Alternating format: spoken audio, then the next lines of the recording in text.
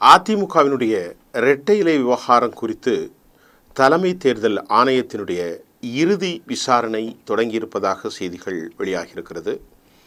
இரட்டை இலை விவகாரம் தொடர்பாக தலைமை தேர்தல் ஆணையத்தினுடைய விசாரணை தொடங்கியது என்ற செய்தியை இன்றைக்கு பார்க்கின்றோம். 28ஆம் தேதி அதிமுகவினுடைய பொதுச் செயலாளராக எடப்பாடி பழனிசாமியை தேர்வு செய்தது உள்ளிட்ட தீர்மானங்களை ஏற்கக்கூடாது என்றும், அதிமுகவினுடைய அதிகாரப்பூர்வமான இரட்டை இலை சின்னம் தொடர்பான உரிமையில் நீதிமன்றத்தில் நடைபெற்று வரும் வழக்கு விசாரணை முடியும் வரை அந்த சின்னத்தை எந்த தரப்புக்கும் ஒதுக்கக்கூடாது என்று சென்னை உயர்நீதிமன்றத்தில் அதிமுக முன்னாள் எம்பி கே.சி. பழனிசாமி உள்ளிட்டோர் தாக்கல் செய்திருந்த வழக்கு தொடர்பாகத்தான் தற்போது இந்த நிகழ்வு தொடர்கிறது. இது தொடர்பாக இந்திய தேர்தல் ஆணையம் விசாரணை நடத்த சென்னை உயர்நீதிமன்றம் உத்தரவிட்டது. சென்னை உயர்நீதிமன்றத்தில் இந்த உத்தரவுக்கு எதிராக அதிமுகவின் தற்போதைய பொதுச் செயலாளராக அறிவிக்கப்பட்டிருக்கக்கூடிய எடப்பாடி பழனிசாமி வழக்கு தொடர்ந்தார். இந்த வழக்கை விசாரித்த சென்னை உயர்நீதிமன்றம் தேர்தல் ஆணையத்தின் விசாரணைக்கு இடைக்கால தடை விதித்தது. இந்த தடைக்கு எதிராக அதிமுகவின் முன்னாள் எம்பிக்கள் கே.சி. பழனிசாமி, ரவீந்திரநாத், ராம்குமார் ஆதித்தன் உள்ளிட்டோர் மீண்டும் சென்னை உயர்நீதிமன்றத்தில் மனு தாக்கல் செய்தார்கள். இதனால் அதிமுக விவகாரத்தில் பெரும் பரபரப்பு ஏற்பட்டது. இந்த மனுக்களை சென்னை உயர்நீதிமன்ற நீதிபதிகள் ஆர். சுப்பிரமணியம், அருள் முருகன் அமர்வு விசாரித்தது. இந்த விசாரணையின் முடிவில் அதிமுகவின் இரட்டை இலை சின்னம் உள்ளிட்ட விவகாரங்களை இந்திய தேர்தல் ஆணையம் விசாரிக்கலாம் என அதிரடியாக தீர்ப்பளித்தது. இதற்கிடையில் அண்மையில் இந்திய தேர்தல் ஆணையத்தில் எடப்பாடி பழனிசாமி தரப்பில் ஒரு மனு தாக்கல் செய்யப்பட்டது. அதில் இரட்டை இலை சின்னம் தொடர்பான விவகாரத்தை விரைவாக விசாரிக்க வேண்டும் என வலியுறுத்தப்பட்டிருந்தது. இந்நிலையில் தேர்தல் ஆணையமானது வரும் 28ஆம் தேதி இரட்டை இலை சின்னம் உள்ளிட்ட அதிமுக விவகாரங்களை விசாரிக்க இருக்கிறது. அதாவது இன்று விசாரிக்க இருக்கின்றது. அப்போது நேரில் ஆஜராக எடப்பாடி பழனிசாமி, ஓ. பன்னீர்செல்வம் உள்ளிட்டோருக்கு தேர்தல் ஆணையம் நோட்டீஸ் அனுப்பப்பட்டு இருந்தது. இந்நிலையில் இன்று இரட்டை இலை விவகாரம் தொடர்பாக தலைமை தேர்தல் ஆணையத்தின் விசாரணை தொடங்கியுள்ளது. ஆணையத்தின் விசாரணையில் எடப்பாடி சார்பிலே சி.வி.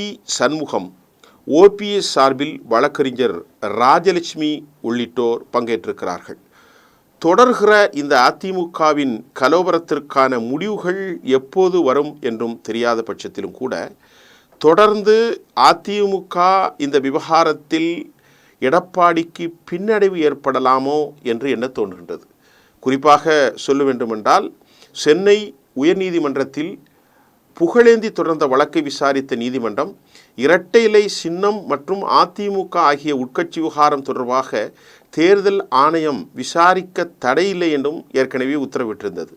இதே நேரத்தில் இரட்டை இலை சின்னம், அதிமுக கட்சி பொதுச் செயலாளர் ஆகிய விவகாரம் குறித்து சூரியமூர்த்தி, புகழேந்தி, கே.சி. பழனிசாமி, ஓ.பி. ரவீந்திரநாத், ஓ. பன்னீர்செல்வம், ராம்குமார் ஆதித்தன் ஆகியோர் தனித்தனியாக இந்திய தலைமை தேர்தல் ஆணையத்தில் தாக்கம் செய்துள்ள மனுக்கள் தற்போது நிலுவையில் உள்ளது. இதனை அடுத்துதான் இரட்டை இலை சின்னம் மற்றும் அதிமுகவினுடைய உட்கட்சி விவகாரம் ஆகியவை குறித்து தேர்தல் ஆணையத்தில் நேற்று விசாரணை நடந்தது.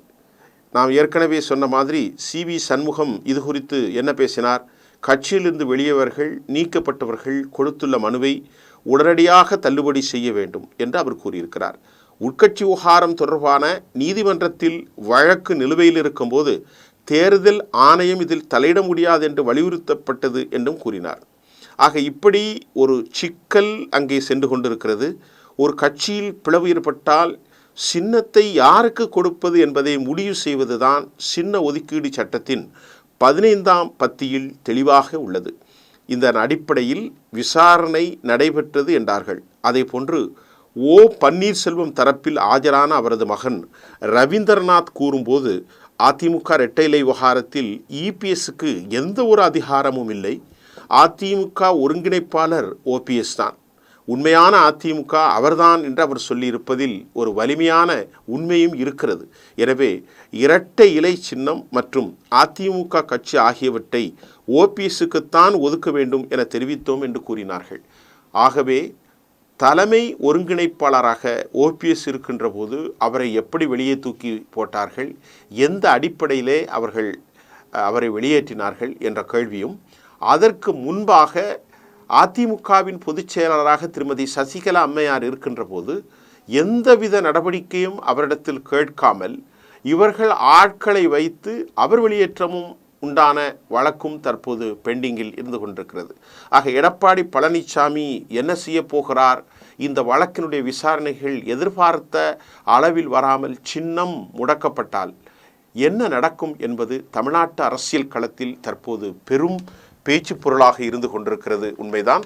தேர்தல் நெருங்குவதற்கு இன்னும் 10 மாதங்கள் 11 மாதங்களுக்கு முன்பு தற்போது பெரும் குடைச்சலை அதிமுகவில் ஏற்படுத்தி கொண்டிருக்கிறது.